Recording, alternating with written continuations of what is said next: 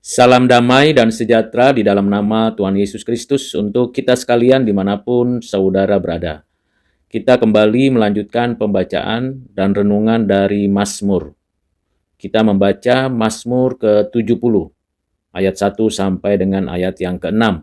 Demikianlah firman Tuhan.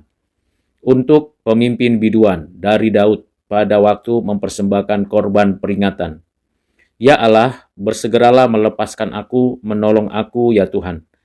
Biarlah mendapat malu dan tersipu-sipu mereka yang ingin mencabut nyawaku. Biarlah mundur dan kena noda mereka yang mengingini kecelakaanku. Biarlah berbalik karena malu mereka yang mengatakan syukur-syukur. Biarlah bergirang dan bersukacita karena engkau semua orang yang mencari engkau. Biarlah mereka yang mencintai keselamatan daripadamu selalu berkata, Allah itu besar. Tetapi aku ini sengsara dan miskin, ya Allah, segeralah datang. Engkaulah yang menolong aku dan meluputkan aku, ya Tuhan. Janganlah lambat datang. Demikianlah firman Tuhan yang sudah kita baca dan dengarkan. Berbahagialah kita yang menyimpan, menghayati, dan menjadi pelaku firman Tuhan ini. Saudara yang kekasih di dalam Kristus, dari ayat-ayat yang sudah kita baca dengarkan ini, kita mendapatkan beberapa pembelajaran penting. Yang pertama ialah ada permohonan untuk meminta Tuhan melepaskan diri pemazmur dari segala hal yang mungkin menghimpit, menyusahkan, dan yang mengancam hidupnya. Yang kedua, ada perbedaan permintaan kepada Tuhan atas dua kelompok manusia. Kelompok manusia yang pertama yang disebut orang-orang jahat, orang-orang fasik, dan orang-orang yang melakukan perbuatan dosa. Kelompok kedua adalah orang-orang yang menghendaki keselamatan, mengasihi Tuhan, dan hidup di dalam segala kesulitan tetapi tetap berada di dalam cinta kasih, penyertaan, dan pujian kepada Tuhan Allah. Pembelajaran yang ketiga ialah bagaimana kita selalu berupaya untuk menanti-nantikan Tuhan di tengah-tengah kesulitan dan kesusahan yang sedang kita hadapi. Saudara yang kekasih di dalam Kristus, di dalam pelajaran pertama, kita tahu bahwa setiap orang tidak serta-merta langsung minta tolong kepada Tuhan kalau ada persoalan. Ada kalanya kita mencoba untuk mencari solusi dengan cara sendiri atau mencari solusi dengan mencari kekuatan dari orang lain atau dengan kuasa kegelapan. Tetapi pemazmur selalu berupaya untuk mencari Tuhan, meminta Tuhan segera menolongnya. Ini adalah pembelajaran yang penting dalam konteks kehidupan kita di tengah-tengah dunia yang fana ini. Jangan segera cari pertolongan dari dunia ini. Segera cari pertolongan dari Tuhan. Sebab pertolongan dari dunia nampaknya lebih baik di awal, tetapi akhirnya adalah kebinasaan.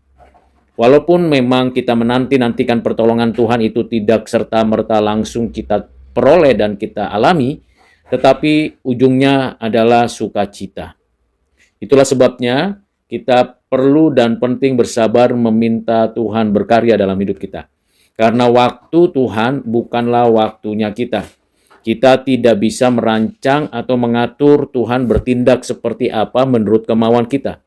Ada saatnya Tuhan berkarya dan kita menunggu Tuhan bekerja di dalam dan dari segala sesuatu yang ada. Bagian yang kedua, kita harus sungguh-sungguh menyadari bahwa tidak ada tempat netral di dunia ini. Selalu ada dua kelompok, orang yang berpihak kepada kejahatan dan orang yang hidup di dalam kebaikan. Orang yang berpihak pada kejahatan berupaya melakukan hal-hal yang memalukan, hal-hal yang menista, hal-hal yang mencelakakan, dan selalu mencoba untuk menjatuhkan, merusak tatanan kehidupan yang ada, termasuk berupaya untuk menjatuhkan orang-orang percaya. Sementara orang-orang yang sungguh-sungguh takut akan Tuhan, sekalipun sulit, sekalipun sukar, akan berjuang untuk tetap bergantung, bersandar mencari Tuhan. Karena itu saudara, tidak ada tempat yang netral. Tidak ada tempat di mana saya tidak di sana dan tidak di sini. Memang pilihan itu di dalam mengambil keputusan sudah ditentukan Tuhan. Dalam kondisi dan situasi dunia ini seolah-olah kita dapat memilih yang baik, dapat memilih yang benar. Namun kenyataannya kalau kita tetap di dalam dunia, tidak di dalam Kristus, tidak diubah oleh Roh Kudus, tidak mendapatkan anugerah dari Allah secara khusus, maka tidak mungkin kita dapat memilih yang baik dan yang benar. Kecenderungan hati kita sebagai orang yang sudah berdosa dan hidup di dalam keberdosaan ialah berbuat dosa itu sendiri. Karena itu saudara, ketika kita bisa, mampu, dan dimampukan memilih yang baik, memilih yang benar, untuk hidup suci dan adil, hidup sesuai dengan kehendak Tuhan, itu semata-mata karena anugerah Tuhan atas hidup kita. Karena Roh Kudus bekerja memberikan kepada kita kehidupan yang baru. Karena Kristus yang telah menebus kita secara utuh. Karena itu saudara, tidak perlu kita ragu ketika kita menjalani kehidupan kita karena Tuhan telah mengarahkan kita untuk hidup sesuai dengan kehendak-Nya. Namun kita harus juga dengan sungguh-sungguh mencari dan menemukan mana kehendak Tuhan melalui firman Tuhan, melalui puji-pujian kepadanya, melalui doa-doa yang kita lantunkan kepada Tuhan. Hal yang ketiga, kita percaya bahwa memang menanti kedatangan Tuhan kembali adalah suatu hal yang sangat memberikan kepada kita keteguhan iman. Kalau tanda-tanda akhir zaman itu sudah terlihat, bukan berarti sudah akan segera Tuhan datang. Namun kita bisa menyaksikan bahwa sejak semula ketika Tuhan menyatakan akan datang kembali, itu berarti penantian itu akan menjadi genap ketika Dia datang.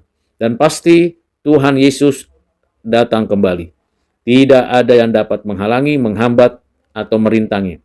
Hanya waktunya, sekali lagi, tidaklah seperti yang kita buat, kita rekayasa, kita buat imajinasinya. Pasti Tuhan Yesus segera datang untuk menghakimi dan menghukum orang-orang berdosa, untuk mengaruniakan hidup kekal bagi umat pilihannya. Segeralah engkau ya Tuhan datang. Maranatha.